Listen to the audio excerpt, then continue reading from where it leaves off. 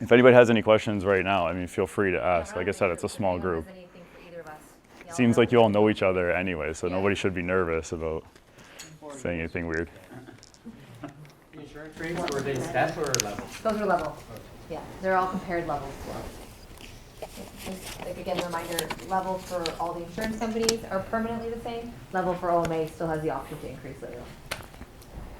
They're at their discretion, not yours.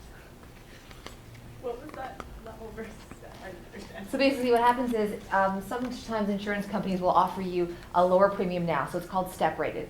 So a lot of the time in the insurance specific, they'll say, okay, it usually costs you $40, but right now until you turn 35, it's going to cost $20, which is great for now. But then what happens is that when you turn 35, instead of it having costed $40, it's now going to cost you $60 for the rest of your career.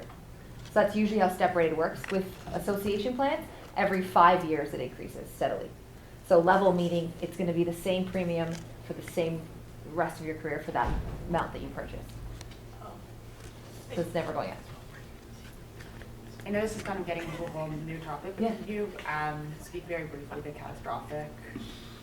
Like disabilities Yeah. and stuff? So critical illness. you mean critical illness? Yeah. Okay, yes. So critical illness is a really another good product to look at. For me personally, as an advisor, I would say that your second choice after disability. Reason why, how a critical illness plan works is you get diagnosed with a critical illness. There's 21 of them. Every insurance company has standardized definitions. So what one company calls a heart attack, another company calls a heart attack. So heart attack, cancer, stroke are the most common. When you get diagnosed with one, you survive it for 30 days, and it pays you at a lump sum amount. So let's say you purchased a $50,000 policy, they will pay out $50,000 to you. A disability plan covers all of those illnesses, plus non-critical illnesses, plus injuries. And so for me, when you're looking at where you're going to put your money, you kind of want to start at disability because that will pay you no matter what. Critical illness has to be a critical illness, and it's also just one lump sum. So once that 50 runs out, you're done. Disability, it's a continual monthly payment until you can return to work.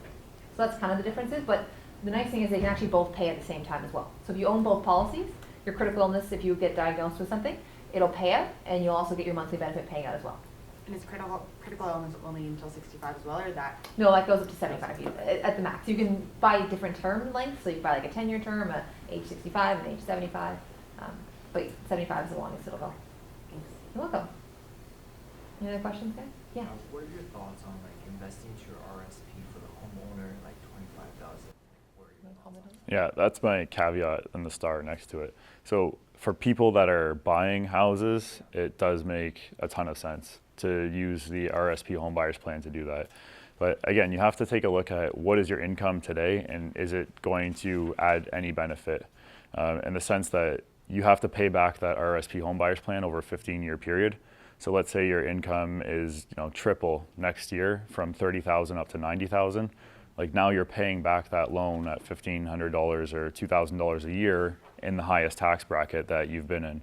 So if you're sitting in a $30,000 income level, it might not make sense to max out and put in 25K into your RSP and then use that for the down payment on your house.